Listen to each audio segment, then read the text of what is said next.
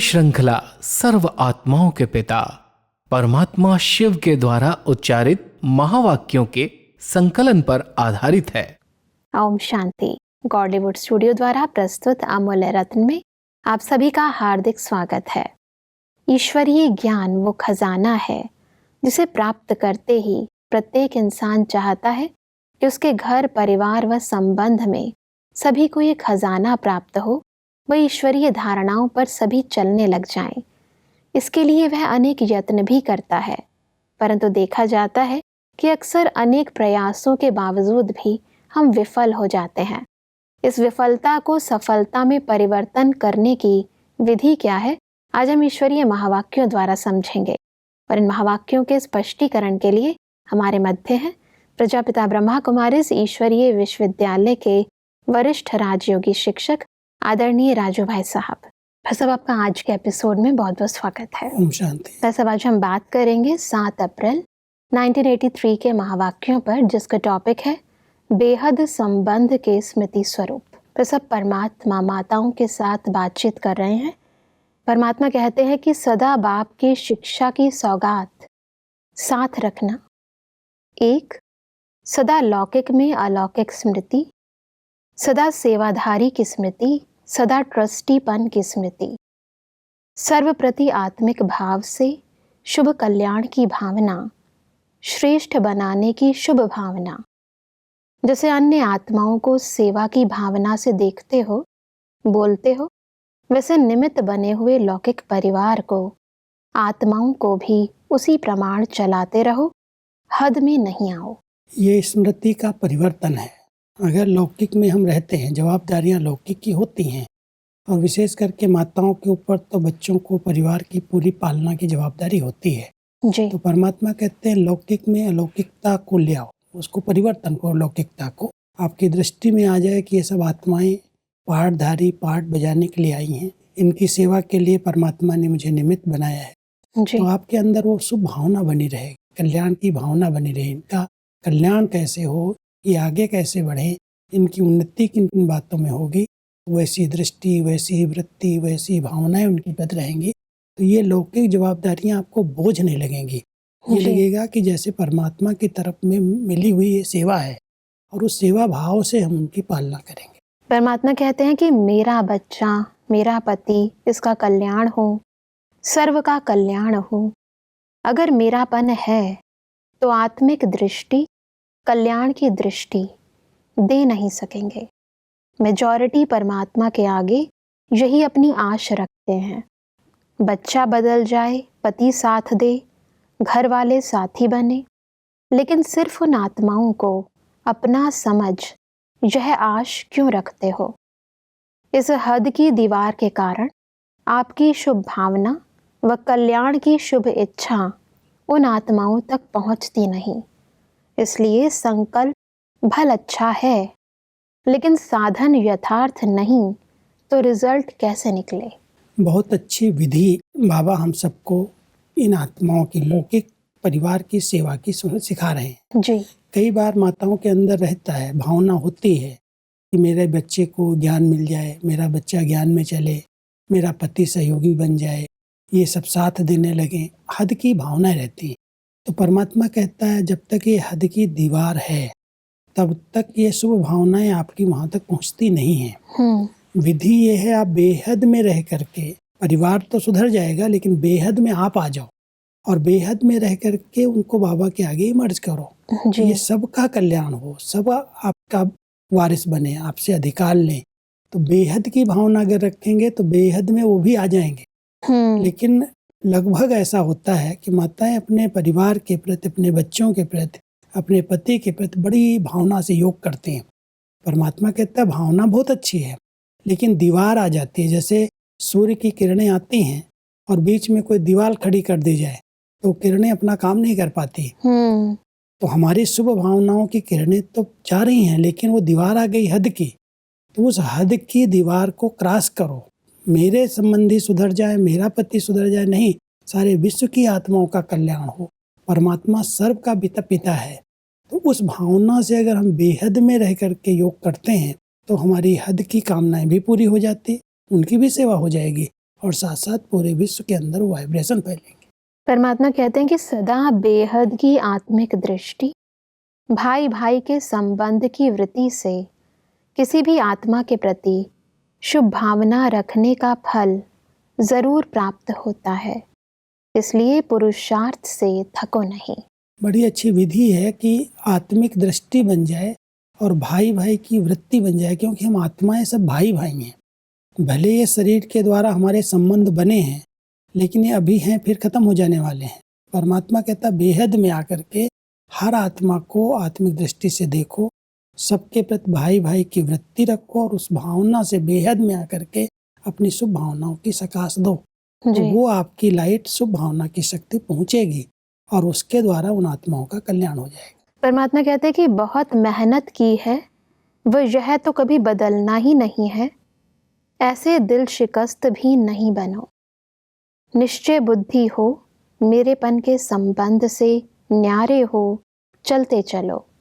कोई कोई आत्माओं का ईश्वरीय वर्षा लेने के लिए भक्ति का हिसाब चुकतू होने में थोड़ा समय लगता है। इसलिए धीरज धर, साक्षीपन की स्थिति में स्थित हो, निराश ना हो। कई बार बहुत जल्दी आत्माएं निराश हो जाती हैं कि पता नहीं ये सुधरेंगे या नहीं सुधरेंगे, इनके तो बहुत कड़े संस्कार हैं, बदलेंगे या नहीं बदलेंगे। हमारी ऐसी भावनाएं भी कई बार रुकावट डालती हैं। जी। परमात्मा कहते हैं इतनी जल्दी अधैर्य नहीं हो जाओ, धैर्य रखो। एक दिन समय आएगा, हट्टी एक ही है, जाएंगे कहाँ, आज नहीं तो कल आएंगे। लेकिन जब तक उनका भक्ति का पाठ पूरा नहीं हुआ है, तब तक भक्ति का फल कैसे मिलेगा। बिल्कुल। तो परमात्मा माताओं के लिए विशेष कह रहे हैं कि तुरंत चाहती हैं कि हमने योग किया, कहेंगी मैंने 21 दिन योग किया, उसकी रिजल्ट तो कुछ निकली नहीं, ये तो शायद सुधरने वाला ही नहीं है। परमात्मा कहता है ऐसे संकल्प नेगेटिव नहीं करो, जरूर सुधरेगा, लेकिन अभी समय उसके लिए नहीं है। जब समय आएगा सुधर जाएगा। भक्ति का पाठ तो उसका चलने दो, पूरा होने दो। जी। तो परमात्मा कहता है कभी भी अधैर्य होकर के, निराश होकर के, दिल शिकस्त होकर के उनके प्रति नेगेटिव संकल्प नहीं चलाओ, ये तो सुधरेंगे नहीं, ये तो बदलेंगे नहीं। तो ये संकल्प और भी आपके आगे रुकावट डाल देंगे। बिल्कुल। इसलिए अच्छे संकल्प करो, जरूर सुधरेंगे, आज नहीं तो कल इनको बदलना ही है। ऐसी शुभ भावना अगर आपकी है तो थोड़ा समय लग सकता है, लेकिन वो सुधर जाएगा। बिल्कुल, उम्मीद नहीं छोड़नी चाहिए इंसान को। परमात्मा कहते हैं कि शांति और शक्ति का सहयोग आत्माओं को देते रहो। ऐसी स्थिति में स्थित रहकर लौकिक में अलौकिक भावना रखने वाले डबल सेवाधारी ट्रस्टी बच्चों का महत्व बहुत बड़ा है। अपने महत्व को जानो। प्रवृत्ति में रह करके अगर वो ट्रस्टीपन की भावना रहती है, परमात्मा ने मुझे इनकी सेवा, इनकी संभाल के लिए निमित्त बनाया है, मैं तो परमात्मा की हूँ। बाकी हद के बंधन से अगर हम फंसे हुए हैं तो वो बंधन बन जाता है। परमात्मा कहता है तुम बेहद में ट्रस्टीपन की भावना से अलौकिक जीवन में रह करके फिर लौकिक की सेवा करो। जी। ये बहुत बड़ी बात है कि हम रहें प्रवृत्ति के अंदर, घर गृहस्थ को, परिवार को, किसी को छोड़े नहीं, लेकिन हमारी भावनाएं बदल जाएं, हमारे विचार बदल जाएं। ये हमारे नहीं हैं, हम तो परमात्मा के बच्चे, ट्रस्टी हैं। परमात्मा को हमने अर्पित कर दिया, उसने मुझे संभालने के लिए दिया है। जी। तो जब ये भावना रहेगी तो बेहद की भावना रहेगी और कहीं पर भी हदों में फंसेंगे नहीं और दुखी नहीं होंगे कि तो बदलता ही नहीं है, तो सुधरता ही नहीं है। इसलिए परमात्मा कहते हैं बहुत ऊंची भावना रख करके, बेहद में रह करके, अलौकिक दृष्टि से ट्रस्टी बन करके उनकी पालना करो। कई बार ऐसा होता है कि हम दूसरों के प्रति तो हमारी उम्मीदें सदा जागृत रहती हैं कि वो बदल जाएंगे, परंतु जो अपने होते हैं उनके प्रति हम नाउम्मीद हो जाते हैं, क्योंकि उसकी कमियों को हम नोट करते रहते हैं। हाँ जी। उनके संस्कारों को हम देखते रहते हैं। परमात्मा कहता है उसको नहीं देखो, हर एक के अंदर कोई ना कोई संस्कार तो हैं, आज नहीं तो कल बदलेंगे। बिल्कुल। परमात्मा कहते हैं कि 2 बोल क्या याद रखेंगे, नष्टो मोहा, बेहद संबंध के स्मृति स्वरूप, और दूसरा बाप की हूँ, बाप सदा साथी है, बाप के साथ सर्व संबंध निभाने हैं। यह तो याद पढ़ सकेंगे ना, बस यही 2 बातें विशेष याद रखना। सबके बीच में रहते हुए मुझे नष्टो मोहा होकर के रहना है, कोई में भी हमको अटकना नहीं है।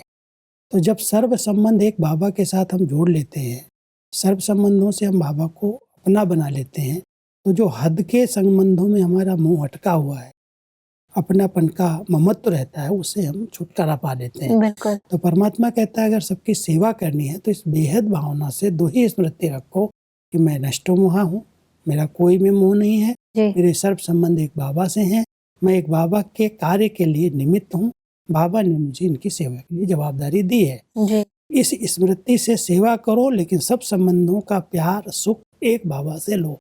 अगर कहीं हद का कोई संबंध रह गया, उसमें मोह रह गया, तो वो संबंध फिर आपको सेवा नहीं करने देगा, वो अपने में फंसा लेगा। बिल्कुल। परमात्मा कहते हैं कि जो सदा स्नेह में समाये रहते हैं, उनको दुनिया की किसी भी बात की सुध-बुध नहीं रहती। स्नेह में समाये होने के कारण सब बातों से सहज ही परे हो जाते हैं। मेहनत नहीं करनी पड़ती। भक्तों के लिए कहते हैं, यह तो खोए हुए रहते हैं, लेकिन बच्चे तो सदा प्रेम में डूबे हुए रहते हैं। उन्हें दुनिया की स्मृति नहीं। घर मेरा, बच्चा मेरा, यह चीज़ मेरी, ये मेरा मेरा खत्म। बस एक बाप मेरा और सब मेरा खत्म, और मेरा मैला बना देता है। एक बाप मेरा तो मैलापन समाप्त हो जाता है। इसलिए जहाँ भी मेरापन हो, मेरा बच्चा, मेरा पति, मेरा परिवार, मेरा ये कहीं मेरी हद का मेरापन है, तो परमात्मा कहता है ये मेरापन ही मैला बनाता है। जी। उसके विषय में ही सोचते रहते हैं, उसके ही विचार चलते रहते हैं। और अगर एक मेरा बाबा आ गया तो सब हदें, जो मैलापन है ना, खत्म हो जाएगा। जी। इसलिए इस विधि को अपनाएं, सबके बीच में रहें, सबके साथ संबंध निभाएं, लेकिन कोई को मेरा समझ करके उसमें अटक न जाएं। बिल्कुल। कई बार हम उनको मेरा समझते समझते उसमें फंस जाते, मोह हो जाता। परमात्मा कहता मेरा तो एक बाबा, दूसरा ना कोई। बाकी सबके साथ रहो, संबंध निभाओ, पालना करो, न्यारे होकर के रहो, तो मैले नहीं बनोगे, विकारों की कीचड़ नहीं लगेगी, और जो मैलापन है बाबा को अपना बनाने से वो अपने आप खत्म हो जाएगा। जी। परमात्मा कहते हैं कि जो बड़े बड़े ऋषि मुनि नहीं जान सके, वह आपने जान लिया, पा लिया। वह बेचारे तो नेति नेति करके चले गए। आपने सब कुछ जान लिया, तो परमात्मा ऐसी विशेष आत्माओं को रोज याद प्यार देते हैं, रोज मिलन मनाते हैं। अमृत वेले का समय खास बच्चों के लिए है। भक्तों की लाइन पीछे, बच्चों की पहले। जो विशेष आत्माएं होती हैं, उनसे मिलने का समय भी ज़रूर विशेष होगा ना, तो सदा ऐसी विशेष आत्मा समझो और सदा खुशी में उड़ते चलो। परमात्मा अपने बच्चों को ये स्मृति दिलाते हैं कि जो भी भक्ति मार्ग के अंदर संत महात्माएं ऋषि मुनि हुए, वो तो भगवान के लिए यही कहते रहे, नेति नेति, उसका अंत ही नहीं है, उसको कब मिलेगा पता ही नहीं है। लेकिन आप बच्चों को जब प्राप्ति हो गई, और विशेष इतने भाग्यवान हो जो रोज परमात्मा की याद प्यार आपको मिलती है। आपसे मिलने के लिए परमात्मा ने स्पेशल टाइम की अपॉइंटमेंट दी हुई है। अमृत वेले आ जाओ, मेरे से मिलन मनाओ, मेरे से शक्ति लो, वरदान लो।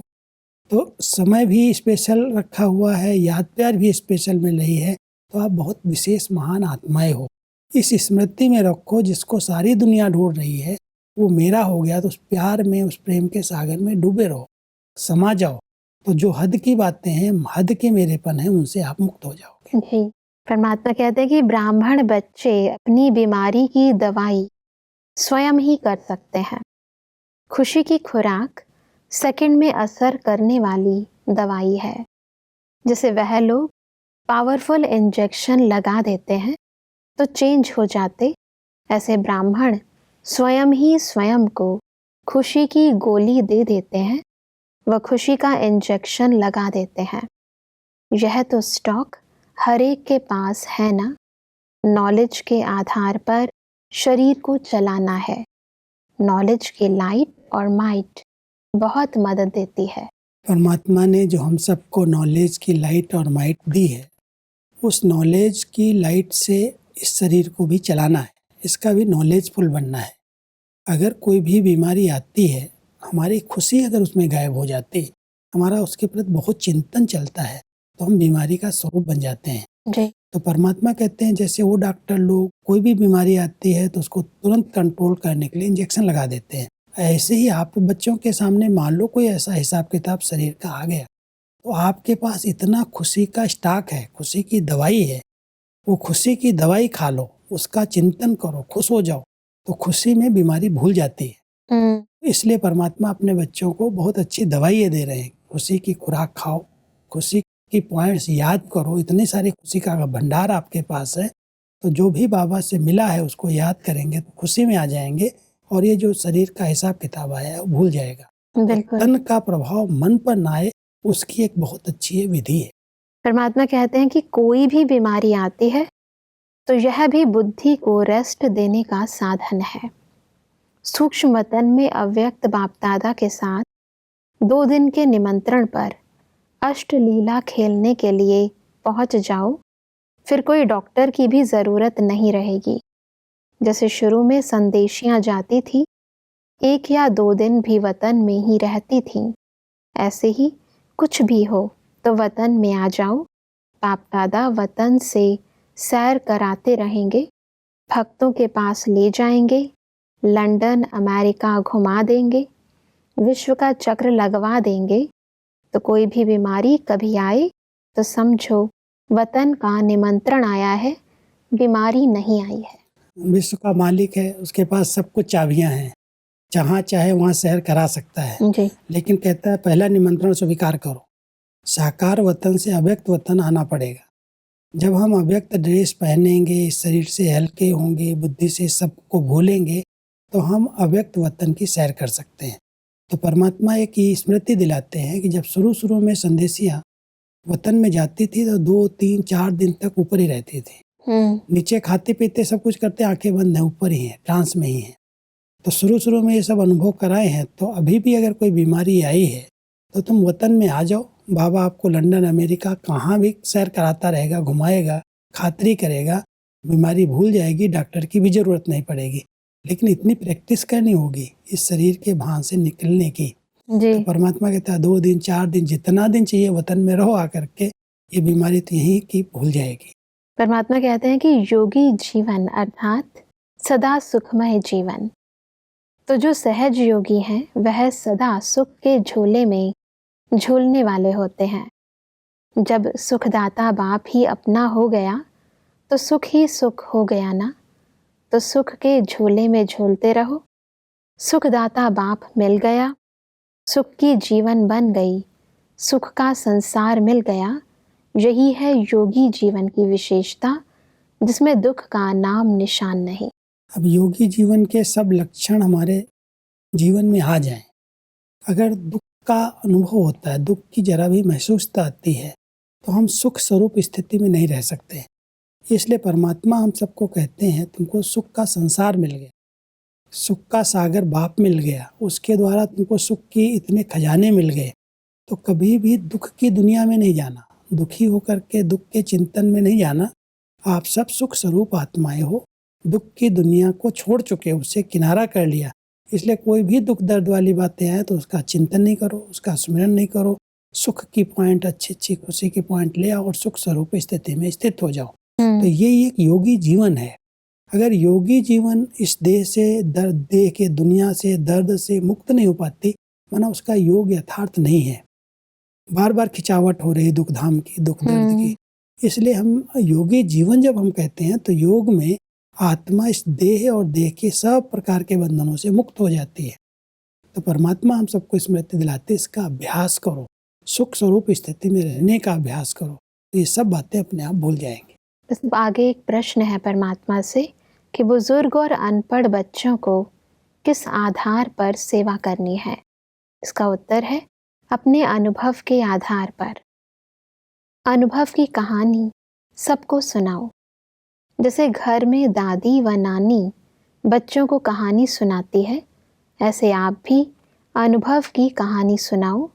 क्या मिला है, क्या पाया है, यही सुनाना है। यह सबसे बड़ी सेवा है जो हर एक कर सकता है। याद और सेवा में ही सदा तत्पर रहो, यही है बाप समान कर्तव्य। बहुत अच्छी विधि है, क्योंकि कई बुजुर्ग माताएं आती हैं या अनपढ़ आती हैं जी, और बाबा के आगे बात करती, बाबा मैं सेवा क्या करूं, मैं तो किसी को ज्ञान सुना नहीं सकती, मेरे कोर्स कराना नहीं आता। तो बाबा उनको भी सेवा की विधि बताते हैं कि जैसे घर में बुजुर्ग माताएं होती हैं, दादी नानी, तो बच्चों को कहानियाँ सुनाती हैं कुछ न कुछ। ऐसे ही आप अपने अनुभव की कहानी सुनाओ। जो कुछ आपने पाया है बाबा में उसको दूसरों को सुनाओ। तो ये कहानियाँ सुनाएंगी, अपने अनुभव सुनाएंगे तो अपने आप ये सेवा हो जाएगी। ये सेवा का एक अच्छा साधन है। और ऐसे अनुभवी आत्माएं, इसमें कोई भी लौकिक पढ़ाई की, कोई डिग्री की भी ज़रूरत नहीं है। जी। ये तो बाबा का प्यार। बाबा ने मुझे इतना प्यार दिया, ऐसी जीवन बनाई, कहाँ के लोग पड़े हुए कीचड़ में मुझे वहाँ से निकाल लिया, और ऐसे ऐसे वर्णन करते करते जैसे बाबा में खो जाओ। तो जी। ये बाबा के समान बनने की अच्छी विधि है। सेवा भी होगी और समानता में भी बाबा का योग, बाबा से योग आपका लगा रहेगा। बिल्कुल। बहुत अच्छी विधि है। कोई भी हो, बाबा के आगे कोई पढ़े लिखे आते हैं तो पढ़े लिखे के हिसाब से वो सेवा बताते हैं। कोई अनपढ़े हैं, बिल्कुल पढ़े हुए नहीं हैं, गाँव के एकदम भोले हैं, तो उनको कहते हैं अरे आप तो भोले बच्चे भगवान को बहुत प्यारे हो। जो गरीब हैं उनको और बहुत बाबा प्यार करते हैं कि अच्छा है, कहीं भी बुद्धि नहीं भटकेगी, जितना है उतने में संतुष्ट रहो, 2 रोटी खाओ, प्रभु के गुण गाओ। तो ऐसे बाबा के सामने जिस प्रकार के बच्चे आते हैं उनको बाबा उसी प्रकार को की ट्रेनिंग देते हैं, उसी प्रकार की सेवा की विधि बताते हैं। और इसीलिए परमात्मा कहते हैं कि हर कदम बाप साथ है तो बधाई भी साथ है। सदा इसी स्मृति में रहो कि स्वयं भगवान हम आत्माओं को बधाई देते हैं। जो सोचा नहीं था वह पा लिया, बाप को पाया, सब कुछ पाया, सर्व प्राप्ति स्वरूप हो गए। सदा इसी भाग्य को याद करो। बाबा की तो बच्चों को सदा बधाई मिलती है। जो जी। याद करते हैं उनको बधाई मिलती रहती है। जी। तो परमात्मा कहते हैं कि उसी खुशी में रहो, उसी नशे में रहो कि भगवान मुझे मिल गया, उससे इतने सब प्राप्तियां हो गई, उसी खुशी में रहेंगे तो ऐसे भगवान की बधाइयाँ आपको मिलती रहेंगी। बिल्कुल। और वो खुशी, वो निरंतर याद अपने आप सहज योगी जीवन का अनुभव कराएगी। जी भाई साहब, आज हमने समझा कि कैसे हम घर परिवार में रहते अपनी और अपनों की सेवा कर सकते हैं। भाई साहब, स्पष्टीकरण के लिए आपका बहुत बहुत धन्यवाद। ओम शांति। दर्शकों, आज ईश्वरीय महावाक्यों में हमने समझा कि हमें लौकिक में रहते हुए अलौकिक भावना रखनी है। स्वयं को डबल सेवाधारी समझते हुए ट्रस्टीपन की स्मृति में रहना है। परमात्मा ने कहा कि हमें 2 बातें याद रखनी है, एक नष्टो मोह, दूसरा मैं परमात्मा की हूँ, परमात्मा ही मेरा साथी है और मेरे सर्व संबंध उसी के साथ हैं। परमात्मा ने कहा कि कोई भी बीमारी आए तो हमें खुशी की गोली खानी है तथा सदा ही ये स्मृति में रखना है कि मुझे नॉलेज के आधार पर अपने शरीर को चलाना है। दर्शकों, आज के महावाक्यों से संबंधित यदि आपके मन में कोई प्रश्न है तो आप हमें ईमेल कर सकते हैं। हमारा ईमेल आईडी है amolyaratna@godlywoodstudio.org। अगले एपिसोड में एक और अव्यक्त वाणी के साथ आप सभी के समक्ष हम फिर हाजिर होंगे। तब तक के लिए लेते हैं इजाजत। ओम शांति। मुख्य सार, शुभ भावना व कल्याण का रिजल्ट क्यों नहीं निकलता? हद की दीवार के कारण आत्मिक दृष्टि, भाई भाई के संबंध की वृत्ति से किसी भी आत्मा के प्रति शुभ भावना रखने से फल जरूर प्राप्त होता है। बीमारी आने पर समझो यह बुद्धि को रेस्ट देने का साधन है। वतन का निमंत्रण आया है। बाप दादा संग विश्व का चक्र लगाओ। नॉलेज के आधार पर शरीर को चलाओ। बाप के स्नेह में समाने से सुध बुध नहीं रहती, सब बातों से परे हो जाते हैं। योगी जीवन अर्थात सदा सुखमय जीवन, दुख का नाम निशान नहीं। अधिक जानकारी के लिए संपर्क करें Amulya Ratan Godlywood studio, Manmohini Van, Shanti Van post, Abu road, 307510, district Sirohi, Rajasthan. Email ID है amulyaratn@godlywoodstudio.org। इस श्रृंखला को प्रजापिता ब्रह्मा कुमारीज ईश्वरीय विश्वविद्यालय के सेवा केंद्रों पर क्लास में नियमित रूप से चलाने के लिए गॉडलीवुड स्टूडियो से संपर्क करें।